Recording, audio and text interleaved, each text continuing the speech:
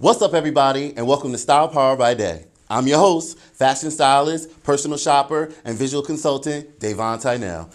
But y'all know me as Day Day. On this episode of Style Power by Day, I am so happy to bring you on my journey of my first Style Fashion Week. That's right, your boy had the amazing opportunity to work backstage during Fashion Week. And trust and believe, I had the experience of my life. I got some clips backstage, and I'm taking you on my journey. So sit back, relax, and get into it. And as I always say, time is fashion. Let go.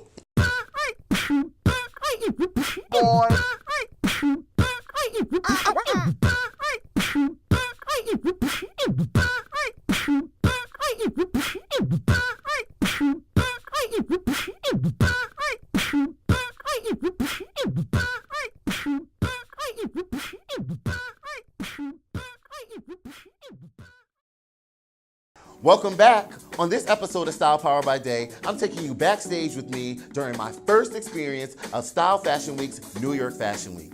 Now, this is an experience that I definitely did not see coming, but by the grace of God, he worked it out. And I was backstage, working backstage for Fashion Week, yeah! And it was lit, tiring, but definitely lit. Now, I've had experience running and working backstage during fashion shows all throughout college. PC days, me and my girl Jaquise back in, hey Jaquise, shout outs to Jaquise, shout outs to PC, Friars Order Day. But anyway, back to the story. During my time in college, all I did was coordinate and put together fashion shows. It was my thing. We loved it.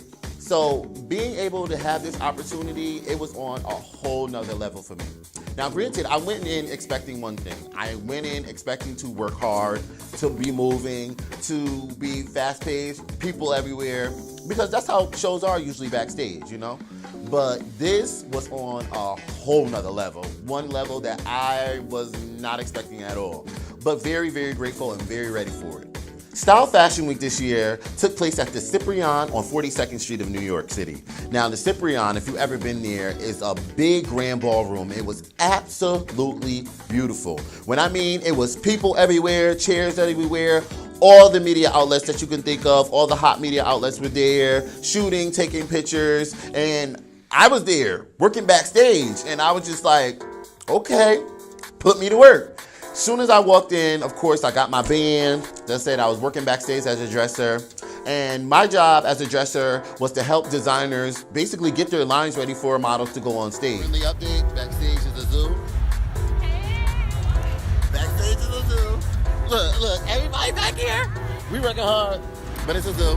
And I'm steaming clothes. Shout out to my grandma for teaching me how to iron, okay?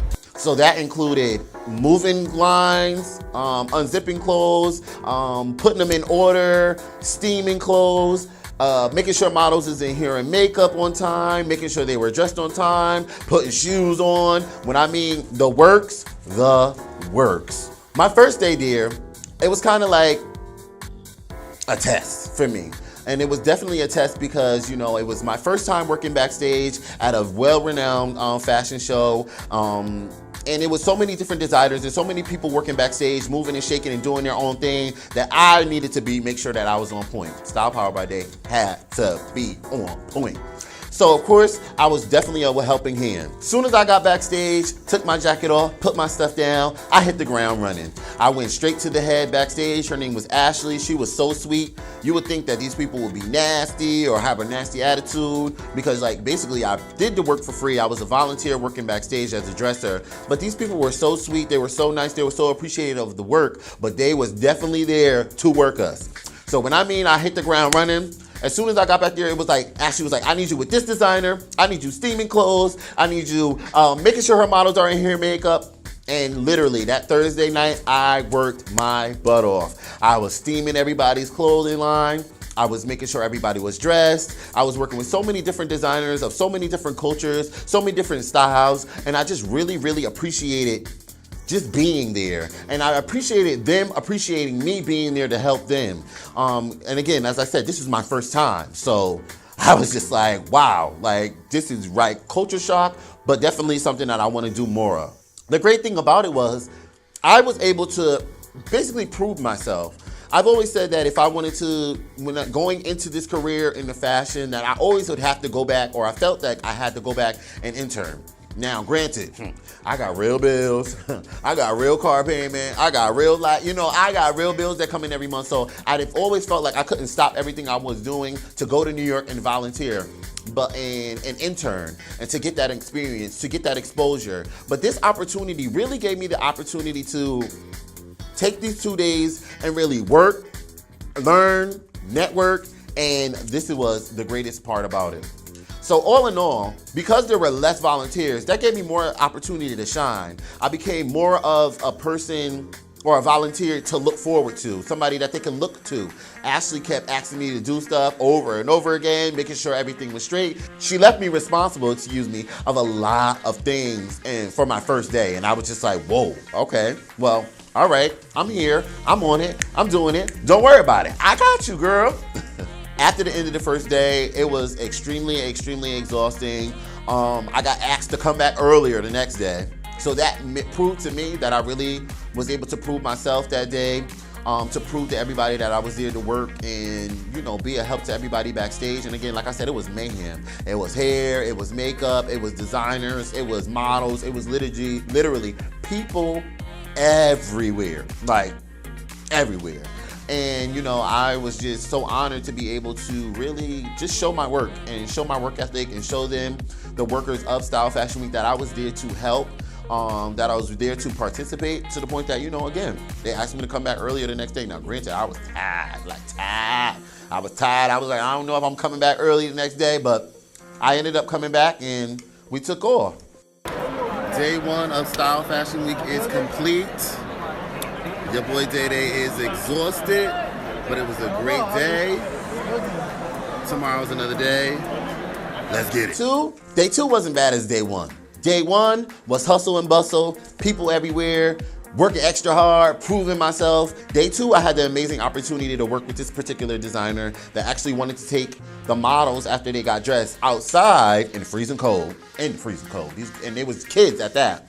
In the freezing cold outside, because he wanted some shots of the girls and the dresses and their gowns and so forth and so on. So he was Ashley put me with him, and she was like, listen, I need you to go outside with him and help him out with this. So literally, I was so psyched because I was able to do some visual consulting and some posing.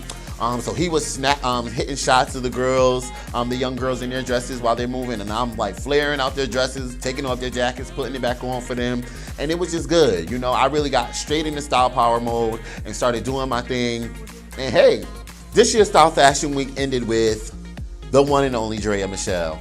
Now, y'all may know Drea from Basketball Wives. She's also acted in movies. She's also a designer of her swim care line, Mint Swim, and she also has Fine Ass Girl, because she is a fine ass girl. Okay?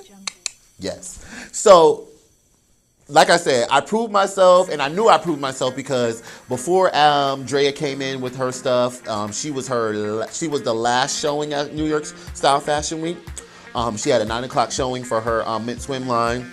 And I knew I proved myself because before she came in, Ashley came to me. And again, this is the girl that's working backstage. She came to me and she literally made me point person for Drea. She was like, okay, Davon, I need you to get volunteers together. I need you to clear out this space. I need you to put these curtains up. I need you to put racks in here. I need waters in here. And I need you to be the point person for Drea. And what I mean by point person was literally she needed me to make sure all her models is in hair and makeup on time and make sure they were done with hair and makeup before Drea got there. We had to make sure Drea's racks were in there. So when Drea came in, we had steamers ready for her. I had to tell the volunteers, all right, Drea's here with her stuff. Let's hang up, let's open up her bag. Let's lay out her shoes. Let's hang up her bathing suits. I'm talking to Drea, interacting with Drea. And at first, when I first saw her, I was like starstruck because this is my girl. I love Drea, like low-key stalker on Snapchat. That's my girl, you know what I'm saying? So when I saw this little itty bitty teeny, I'm 5'11". She's like 5'6". Beautiful young lady walked through. She's like, hi, how are you? She shook my hand. I told her, I'm going to be your point person. So whatever you need for me to get, just let me know. And it was just a great vibe. And it was a great interaction. Now, the hard part for me was having to stand at the front door because like I was in the front like entrance of her space while the volunteers were steaming and working. Her models were still getting their hair and makeup done. She was kind of chilling in the space. I was like standing in the front door, basically letting people in and out. As soon as she got back there, of course, a lot of the media outlets wanted to come back there, take video and pictures of her, and automatically her publicist was with her, and she was like, you know, we don't want a lot of people back here. So automatically I had to be like security and be like, no, you can't come back, which kind of put me in a place where I was like, I'm not even that important of a person, but you know, they made me this type of important of a person. Like, I'm just out here volunteering. But again, that just showed and let me know that my work ethic really went down there to put in some work, y'all. I wasn't down there just for me. I was down there for CT. I was down there for New Haven. I was representing not just myself, not just Style Power by Day, but literally like the work. You know, like the dream, the admiration, the wanting to be around, the fact that, you know, CT has the talent, we have the drive, we have the work ethic to make things happen, and we don't need to be moving like we ain't celebrities, you know what I'm saying? Or we don't need to be moving like fans, you know. We work just as hard as everybody else out here. And all in all, it was one of the best 2 days ever. Went to the after party, met the heads, some of the head chairs of Style Fashion Week. You know, got offered an opportunity to go out to LA, got offered an opportunity to go out to South Beach because they're going to be showing in South Beach in April. Got the opportunity to be asked to go out to Coachella. But you know, like I said, I just went out there for the experience, and as much as I want to go, you know, I got bills back home, and I can't be volunteering all the time. So I'm definitely planning for next year. I know for next year, I just want to be always prepared, always have my hat on. I just want to always stay open-minded to things. You know, some of the volunteers that came back, they was just like, had this ill feel about, you know, steaming clothes, and some of them didn't have the personality to work with some designers, because, you know, designers are moving and shaking, and like as a volunteer, we're moving and shaking, but we come and it came to a realization that we were just as much as a big part of the show as the clothes, you know, and it felt great. You know, I felt appreciated. I'm definitely looking to do September, and definitely looking to go back next year and helping out, because it was absolutely an amazing experience, and it's definitely, you know, a leeway into more styling and more fashion stuff that I want to, you know, really hone in on and participate in. If anything I learned from this experience is that I have a lot more work to do. You know, I have to remain humble. I have to remain open-minded and just keep my work ethic what it is. You know, keep working hard, keep working at it. And that's not just for me. That's for anybody that has a dream and wants to do something and pursue something. So always keep working at it. Keep working at it. Keep working at it. And then you find yourself in predicaments or in situations where, you know, you weren't even expected to come out of. I'm telling you right now, I did not expect these 2 days to be as amazing as they were. And I wouldn't trade them for anything, you know. All I know is I want to do more of it, and hopefully I can continue giving you more of it. Hopefully I can continue, or I can inspire somebody to get out there and do more of what they want to do, because that's what I'm doing. I'm chasing after it, you know. It's a run, you know. So thank you for tuning in, and I hope you enjoyed this episode of Style Power by Day, man, my adventure through Style Fashion Week. Until next time, Style Fashion Week, you know, boom, boom, pow, your boy conquered it. It is what it is. We're going to keep moving. We're going to keep shaking, and you know, as I always say, time is fashion. Chill. Peace.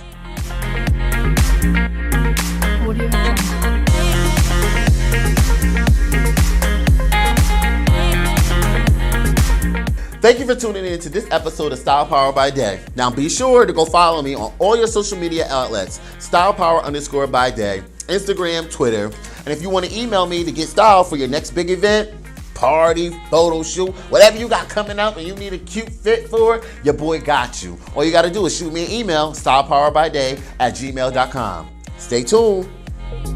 Audio Jungle.